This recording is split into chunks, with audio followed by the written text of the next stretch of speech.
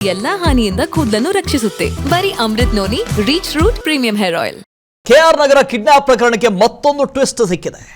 ಮಾಜಿ ಸಚಿವ H D Revanna ಮತ್ತಷ್ಟು ಸಂಕಷ್ಟಕ್ಕೆ ಸಿಕ್ಕಾಕೊಂಡಿದ್ದಾರೆ. ಒಬ್ರಲ್ಲ ಇಬ್ರಲ್ಲ, ಅಪಹರಣ ಕೇಸ್ನಲ್ಲಿ ಬರೋಬ್ಬರಿ 7 ಜನ ಭಾಗಿಯಾಗಿದ್ದಾರಂತೆ. ಪಕ್ಕಾ ಪ್ಲಾನ್ ಮಾಡಿ ಆರೋಪಿಗಳಿಂದ ಸಂತ್ರಸ್ತೆಯ ಅಪಹರಣ ಆಗಿದೆ. ತನಿಖೆಯ ವೇಳೆ 7 ರಿಂದ 8 ಜನ ಕಿಡ್ನಾಪ್ ಮಾಡಿರುವ ಬಗ್ಗೆ ಮಾಹಿತಿ ಸಿಕ್ಕಿದೆ. ಪೆನ್ ಡ್ರೈವ್ ಸಂತ್ರಸ್ತೆಯನ್ನ ಕರೆದೊಯ್ದಿದ್ದು ಒಂದು ಟೀಮ್ ಅಂತೆ, ಒಬ್ಬರಲ್ಲ ಒಂದು ಟೀಮ್. ಸಂತ್ರಸ್ತ ಮಹಿಳೆಯನ್ನ ಕೂಡಿ ಹಾಕಿದ್ದು ಮತ್ತೊಂದು ಟೀಮ್. ಸಂತ್ರಸ್ತೆ ಶಿಫ್ಟ್ ಕಮ್ಯುನಿಕೇಟ್ ಮಾಡಿದ್ದು ಇನ್ನೊಂದು ಟೀಮ್. ಪ್ರೀ ಪ್ಲಾನ್ಡ್ ಆಗಿ ಎಲ್ಲವೂ ಮೊದಲೇ ಯೋಜನೆಯನ್ನ ರೂಪಿಸಿ 3-4 ಟೀಮ್ಗಳಾಗಿ ಮಾಡಿ ಕಿಡ್ನಾಪ್ ಮಾಡಲಾಗಿದೆ.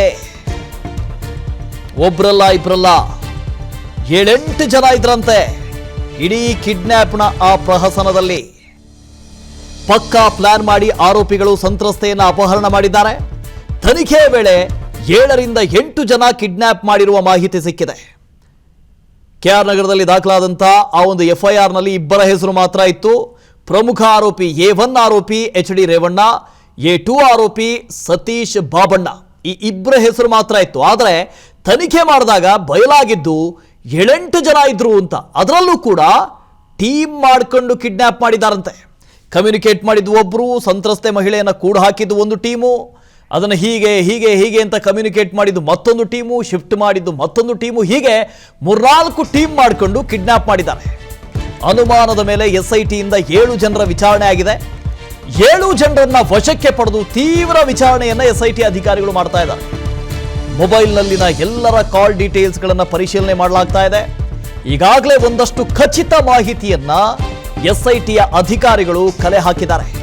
ಸದ್ಯ 7 ಜನರನ್ನ ತೀವ್ರ ವಿಚಾರಣೆಗೆ ಒಳಪಡಿಸಿದ್ದಾರೆ. 7 ಜನರ ಹೇಳಿಕೆಯಿಂದ ರೇವಣ್ಣಗೆ ಮತ್ತಷ್ಟು ಸಂಕಷ್ಟ ಎದುರಾಗುವಂತ ಚಾನ್ಸಸ್ ಇದೆ. ಇಲ್ಲಿ ನಿನ್ನೆ ಜಾಮೀನಿಗೆ ಸಂಬಂಧಪಟ್ಟ ಹಾಗೆ ರೇವಣ್ಣ ಅವರ ಪರವಾದ ವಕೀಲರು ವಾದ ಮಂಡನೆ ಮಾಡ್ತಾ ಇದ್ರು.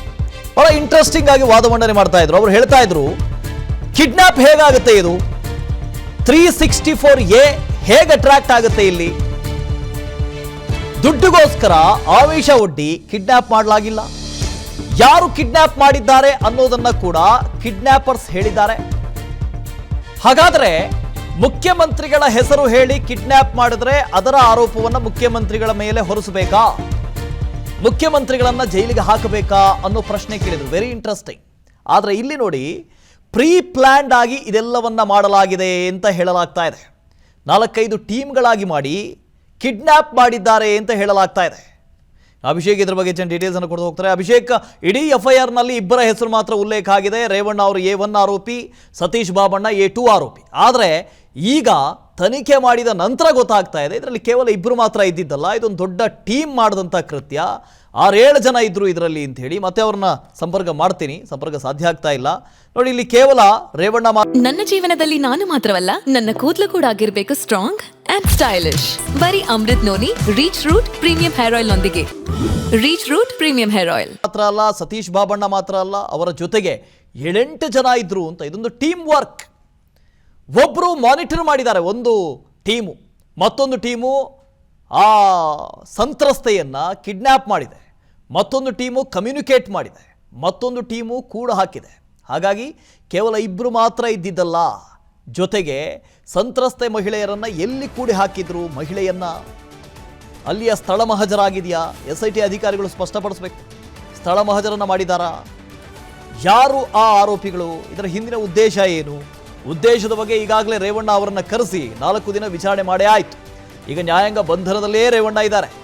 ಉದ್ದೇಶದ ಬಗ್ಗೆ ಅವರಿಂದ ಬಾಯಿ ಬಿಡಿಸೋ ಕೆಲಸ ಆಗುತ್ತೆ. ಆದರೆ ಇದರ ಹಿಂದೆ ಇದ್ದಂಥವ್ರು ಯಾರು ಅದು ಕೂಡ ಗೊತ್ತಾಗಬೇಕು. ಅದರ ಬಗ್ಗೆನೂ ಈಗ ವಿಚಾರಣೆ ಆಗ್ತಾ ಇದೆ. ಅನುಕ್ಷಣದ ಸುದ್ದಿಗಳಿಗಾಗಿ ವಿಸ್ತಾರ ನ್ಯೂಸ್ ಯೂಟ್ಯೂಬ್ ಚಾನೆಲ್ ಸಬ್ಸ್ಕ್ರೈಬ್ ಮಾಡಿ. ಹೊಸ ಸುದ್ದಿಗಳ ನೋಟಿಫಿಕೇಶನ್ಗಾಗಿ ಬೆಲ್ ಐಕಾನ್ ಕ್ಲಿಕ್ ಮಾಡಿ. ಲೇಟೆಸ್ಟ್ ಅಪ್ಡೇಟ್ಸ್ಗಾಗಿ www.vistaranews.com ವೆಬ್ಸೈಟ್ಗೆ ವಿಸಿಟ್ ಮಾಡಿ. ಅಂಗೈಯಲ್ಲೇ ಜಗತ್ತಿನ ಸುದ್ದಿ ತಿಳಿಯಲು ವಿಸ್ತಾರ ನ್ಯೂಸ್ ಕನ್ನಡ ಆಪ್ ಡೌನ್ಲೋಡ್ ಮಾಡಿ.